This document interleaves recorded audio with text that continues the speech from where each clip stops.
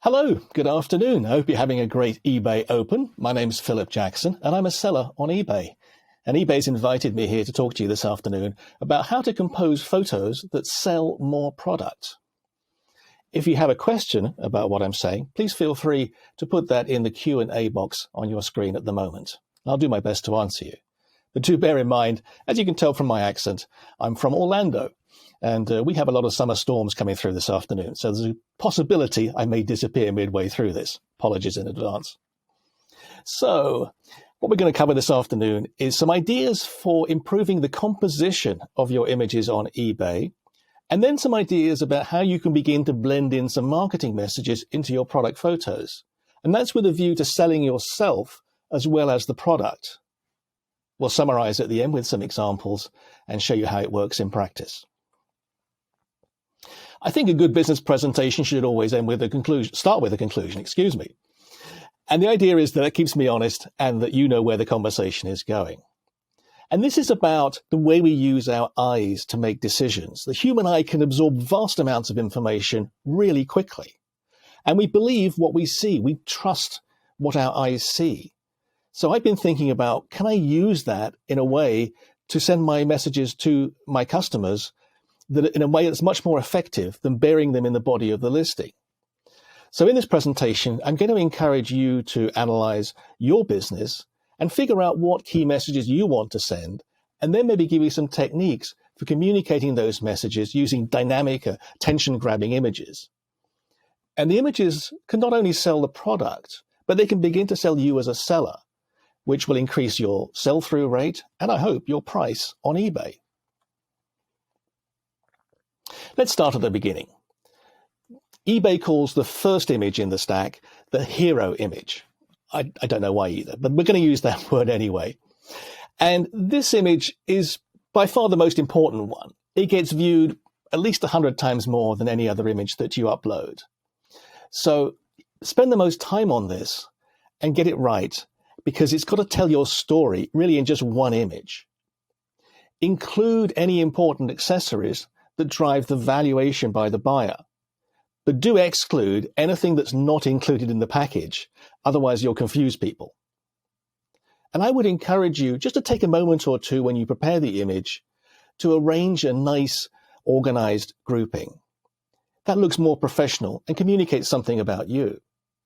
Also, bear in mind this image may appear on the viewer's screen fairly small, let's say 300-400 pixels wide.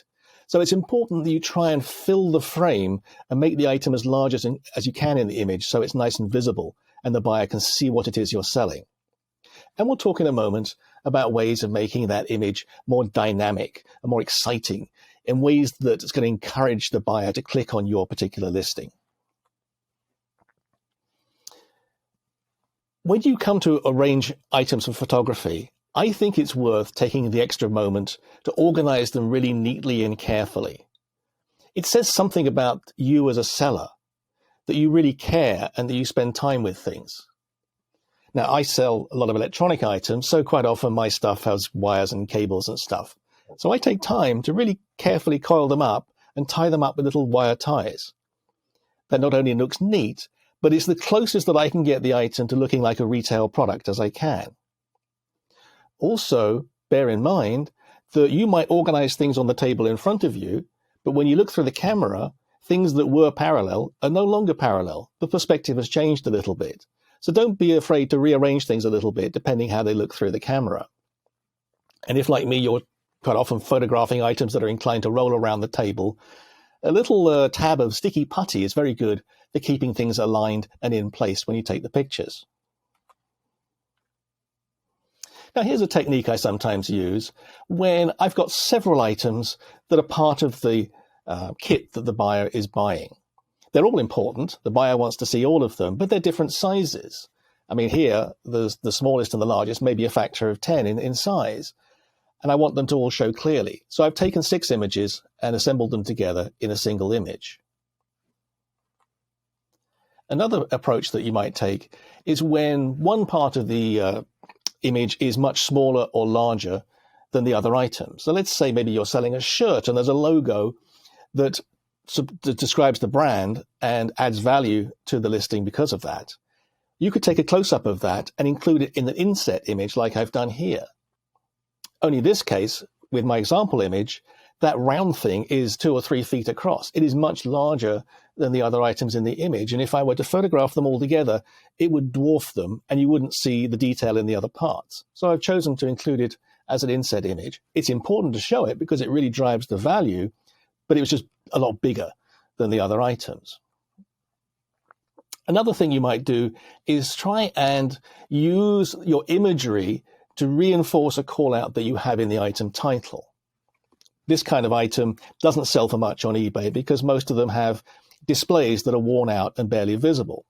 So here's an item where I've actually gone out and replaced that display, and I'm getting 4 times the normal price for it. But the only way I can do that is to communicate visually that display has been replaced. So I've got a nice inset image showing the display nice and bright in the picture. And I kind of feel there's an elephant sitting in the room, right? You're sitting there thinking, okay, well, is this guy talking about me going off and spending a week learning Photoshop? The answer is no, not really. I mean, 80% of what I'm talking about can be done with just the normal things that you do today. The other 20, well, I'll tell you my story. I, for years and years and years, just set my images parallel with the bottom of the frame, cropped in around the item, maybe lighten the background, and that was it. And that worked fine. But I got to a point where my ambitions in terms of the marketing communication exceeded my fear of getting involved in image editing. So I took aside some time, not very much, and just explored what resources were available to maybe learn a few new techniques. And the good news is there are lots of resources available. The easiest one to find is on YouTube. There are literally thousands of videos by people who are willing to teach you how to do all of these manipulations in whatever image editing package you care to use. If you're an in-person type learning, if you're in-person learning type person, if that makes sense, there's also libraries. Our local libraries do classes in photography and digital editing. There's maybe a camera club near you where there's a subgroup who needs to talk about digital editing. And of course, there's eBay seller meetups. You could find someone who handles their images in a way that interests you, and maybe they'll show you what they do. Bear in mind that eBay gives you 12 images in each listing.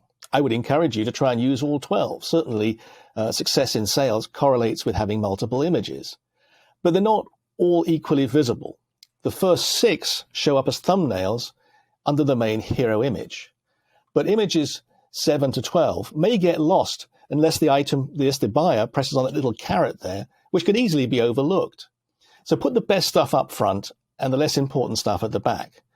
And I can tell you, having bought thousands of items on eBay, quite often something's arrived in the post, and it includes lots of useful accessories I had no idea the seller was including. They put them in image 12. I never got around to seeing that image. So put the important stuff up front, particularly if it derives value for the buyer.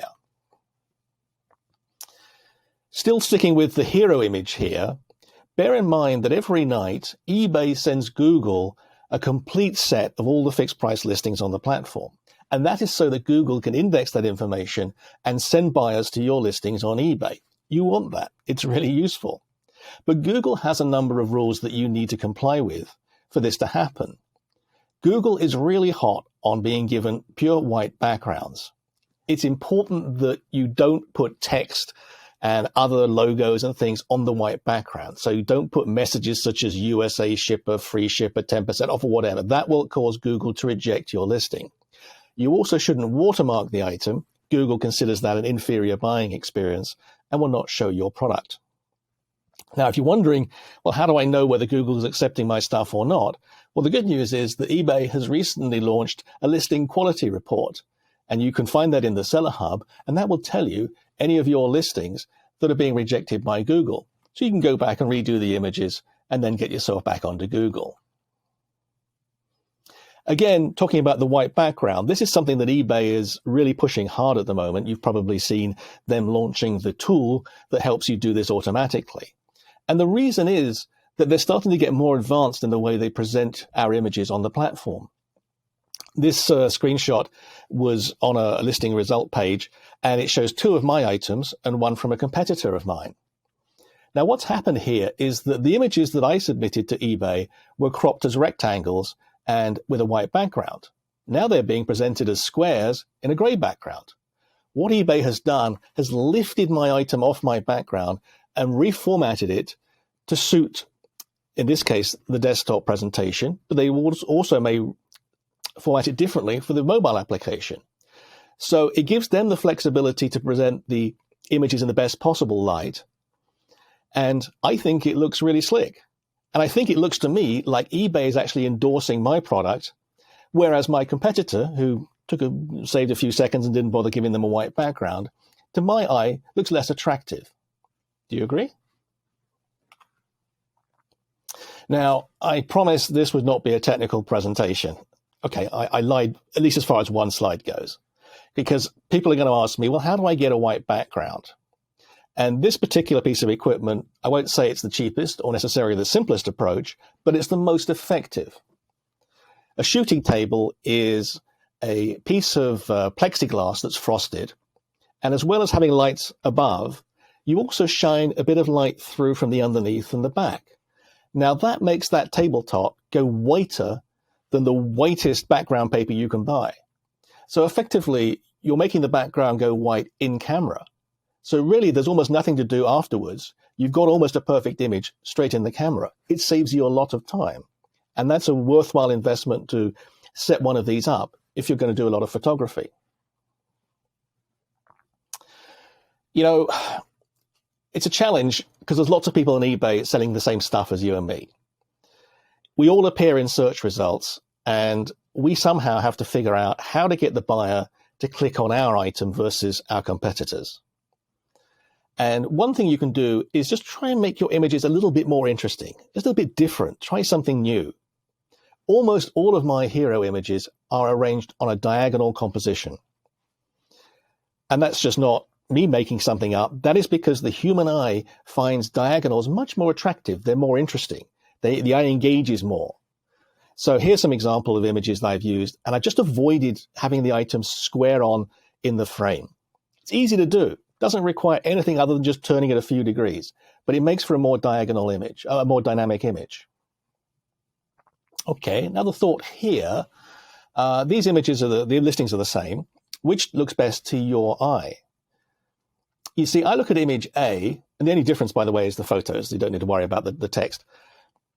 Image A, I find difficult to look at because I've got a listing that scans from left to right, because that's the way pretty much all web pages in the West are designed, because we read from left to right. The most important stuff is on the left-hand side, less important stuff on the right-hand side. But then I've put an image in there that, to my eye, scans from right to left. So it's dragging my eye out of the listing, and I have that conflict going on.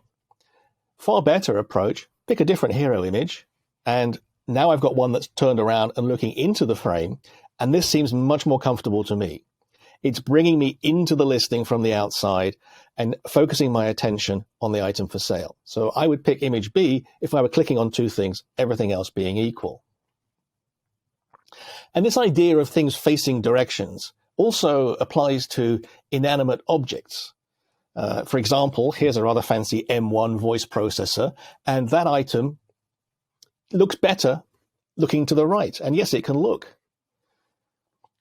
Should be talking next time about why I shouldn't fall in love with my inventory, because I'm speaking to you through one of these boxes.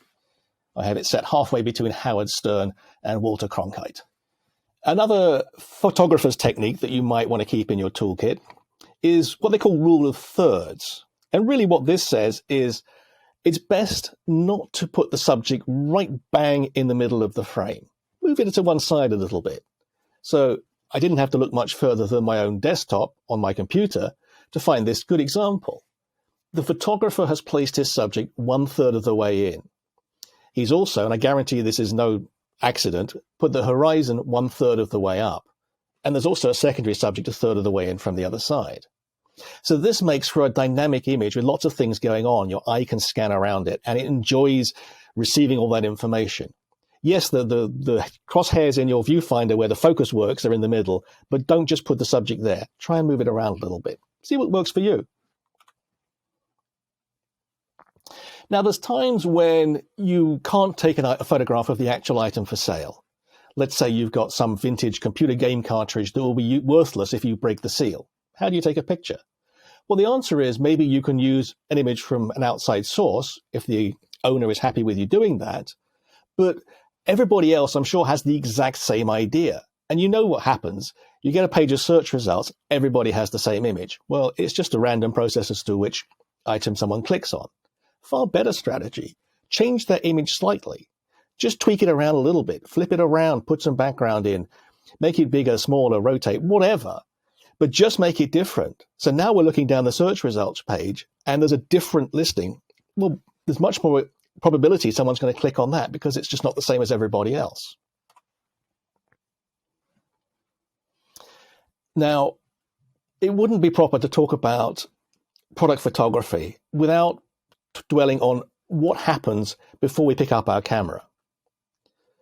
If you're selling used items like me, the closer you can make that item look like new, the bigger the value it's going to be in the eyes of the buyer. So the cleaning and prep is really important. Getting rid of fingerprints and dust really adds value. I mean, just as something as simple as a quick spritz with Windex and a wipe down with a dry cloth will make that item shine. It adds value straight away. Also, I sell a lot of electronic stuff, as I mentioned, so these have knobs and buttons, and those things accumulate that sort of black grease that builds up from your fingertips. I always try and remove that. And something like isopropyl alcohol that's available in any drugstore is really good at removing that stuff, and it's very mild. It won't damage the item. So start with a mild cleaner and work your way up as necessary. And again, we're bearing in mind that, yeah, you can say in the listing this is a lightly used item, but we're going to use our eyes and form our own view of that. So the time you spend making it look like it's not been heavily used really pays off in terms of the price that you can achieve on eBay. My aim is to try and make the item look like if it was a previously owned item, the previous owner looked after it and cared for it, or maybe never used it at all, ideally. Also, I tend to sell a lot of stuff that has black paint on it. So I keep a few pots of little touch-up paint on hand, and I will quite often paint out little scratches and dings in the paintwork to make the item look nice before I start taking pictures. Now, part of this process is to try and get you to think about what's important to your buyers. What's the first thing on their mind when they buy from you? I sell professional electronics, so my buyer is spending money on their corporate Amex card to buy a product that delivers value in use. So the key question I have to address is, does this item work? If I can answer that, I'm halfway home towards the sale. So something like this is important to show that it does actually work, and I've tested it. And I try and find a way of communicating that in the images that I put into eBay. So I'm lucky, I do electronics. Quite often it has a display or a light or something that comes on, so I try and photograph that. But you may have things to do with your products that you can also photograph. In the case of things that illuminate, the trick here is actually take two photographs. You take one with the lights on as normal, then you turn the lights off, take a second one and capture the bits that light up and put the two together, and everything looks good in the final edit. Also, bear in mind that you maybe can differentiate yourself from your competition because you have particular test facilities or test equipment, or maybe you have a certificate from a manufacturer saying you're an authorized service agent, or whatever it is. All of this stuff is about crafting a story for the buyer that establishes your credentials and makes them feel comfortable spending more money with you.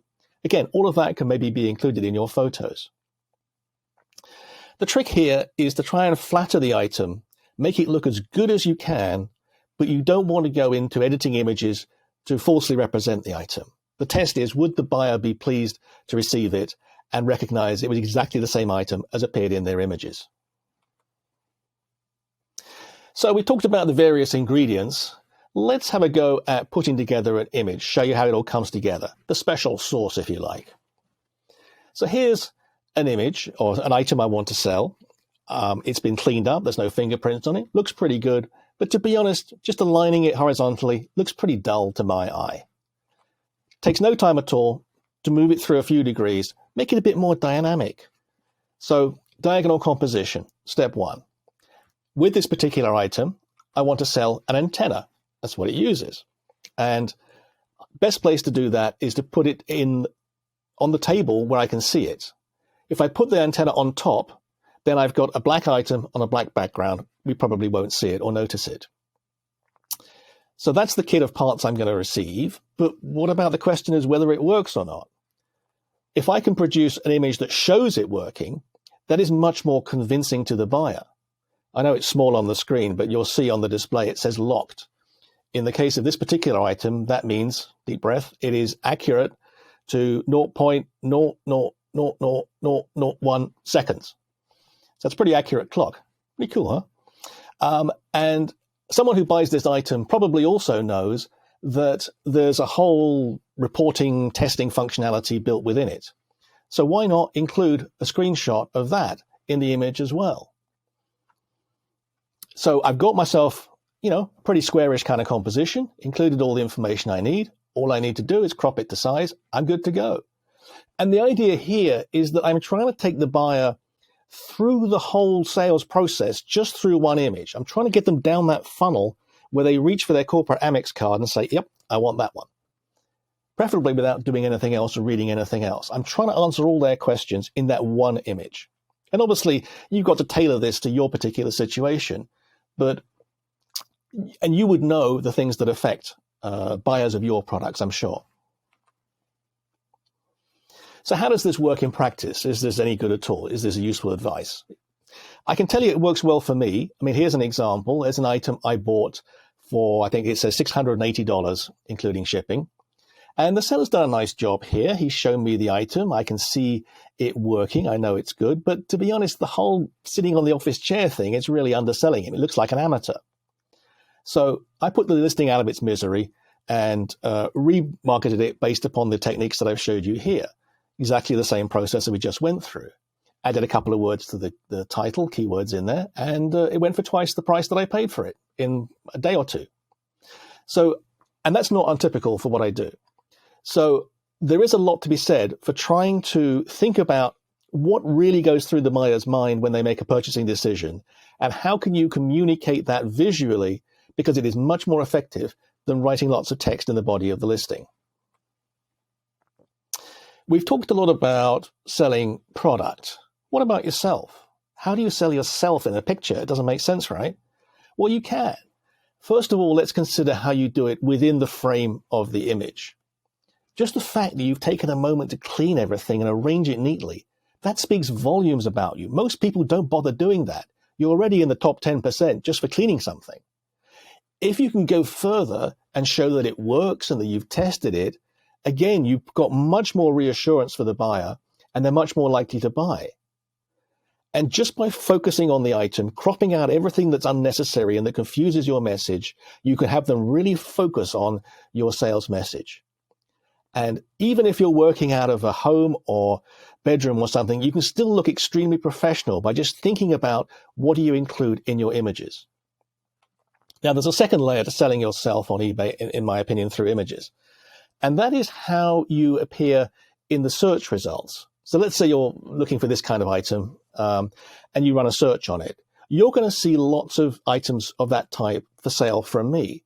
And I want it to be obvious in the search results. There's a guy here who's selling a bunch of these things because that's the message I want to send. That consistency looks good. It shows the buyer that I'm invested in the category, that I have depth, that I work on a lot of these things. If something were to go wrong or they needed some help, I'm probably the guy that can answer their question. I'm also charging twice as much, so I had to justify that as well. And from my point of view, I'm as lazy as the next person. Yeah, it looks complicated, but I do this a lot. By having the same production process for the images, I can turn them out very quickly. So it saves me time too. Looks complicated, but it's quick. So let's wrap this up. What have we covered? Put time into the first image. That's got to tell your story. That is the most important thing that you can do. eBay likes you to compose to a square-ish format. Not essential, but it certainly helps. But the white background is important and will get more important as time goes on.